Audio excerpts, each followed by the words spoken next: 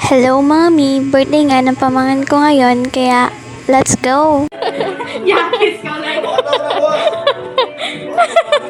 Yes, ganda! Maaga pa nga lang ay nakahanda na ang mga regalo para sa mga bata, souvenirs sa mga ninang, premyo sa pampalaro ng mga bata at mga pagkain na kinakailangan sa handa. Makikita mo pa nga lang ang handa ay sobrang nakakagutom na talaga. Makikita ko nga lang yung target lang ay busog na talaga ako sa kakatingin dito. Meron dito spaghetti, Shanghai, spurred chicken. Aminin mo, nagte-take out ka rin ng Shanghai, nilalagay mo pa sa bulsa mo. Eme! Meron din dito ang ultimate, my favorite, salad. At ito rin yung mga gifts sa pampalaro ng mga bata. Meron din ditong mga cupcakes. At syempre, yung cake na sa Kalibo pa galing. Sobra talaga ang hirap dalhin niya. Ayan, shoutout kay Sir Alex sa cake niya. Sobrang sarap at saka matibay siya kaya hindi nasira kahit sa manika pa dinala. So, dito naman tayo sa decoration. Hulaan niyo sino nag-prepare nito. Sobrang nagustuhan ko nga talaga yung combination ng pink color balloons and purple background. Parang nakikita mo talaga, sobrang ganda niya.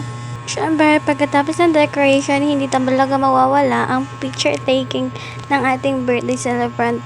Ayan, at meron pa siyang design sa kanyang ilong. Timing talaga sa kanyang birthday celebration.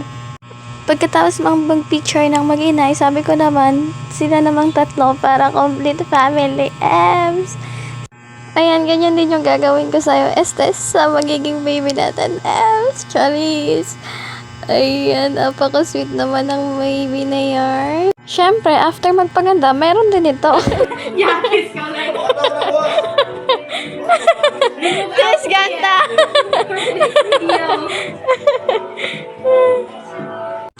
After ng preparation ay syempre mag-prayer na para makastart na ng kainan na pinakahihintay ng talaga ng mga tao. Siguro nga nagtataka kayo kung nasaan yung birthday celebrants.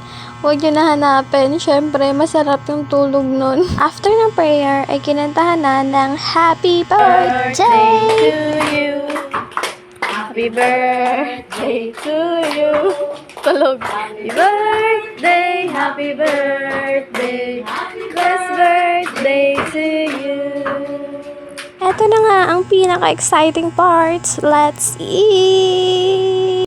Ayan lang mga mi. Thank you so much for watching. Comment down below kung ano pa yung gusto niyo mapanood next. Please like, share, and follow. Mwah!